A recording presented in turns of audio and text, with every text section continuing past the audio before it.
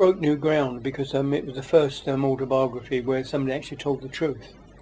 And Jimmy had just come out of a heavy drinking session, and I was close enough to him to say, "Look, Jim, this is ridiculous. Are you going to carry on like this for the rest of your life, or are you going to get sober out of your mind?" He said, "Norm, what a great line. Let's go and get sober out of our mind." And this was 1978, and neither of us have touched a drop since, and we both stopped drinking. And the book acted as therapy for Jim. It was he put himself on the couch and opened his heart, and he's helped a lot of people who've got the drink problem. If there's anybody out there who does have a drink problem, I do recommend that they try to get hold of the book. It teaches you to take it a day at a time, and you can conquer it, because Jimmy was a lost soul, and look what he's achieved since 1978.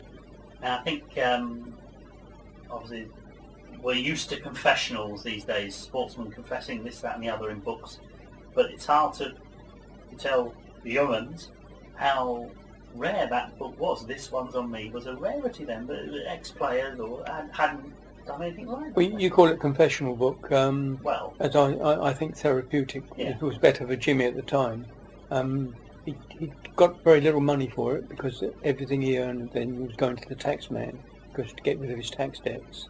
And so he didn't do it for profit, and he did it to help himself, really. And I was very pleased to be the guy who was sitting there listening to him and getting it down on paper. was it fun? I mean, I don't know if fun's the right word, but was it... Well, a lot of it was fun, because as you possibly know, I do have Spurs leanings, and so I got a lot of inside information about Tottenham's glory years.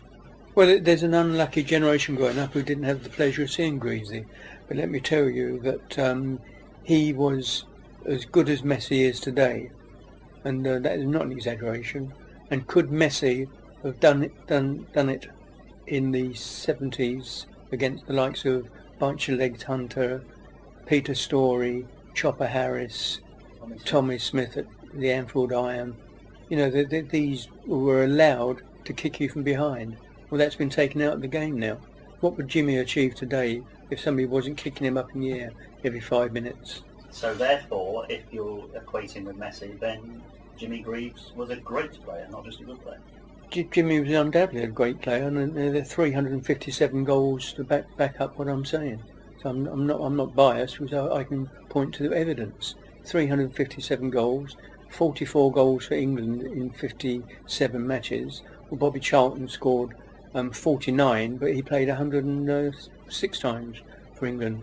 Well, can I take it one step further? He was stupendous, just not great, and it's not bias, Vernon. No, I agree with you. I'm not disagreeing with you. I saw him play. He was a Bobby Dazzler. He was worth the entrance fee alone. Yeah, and people always say that he was dropped by Alf Ramsey.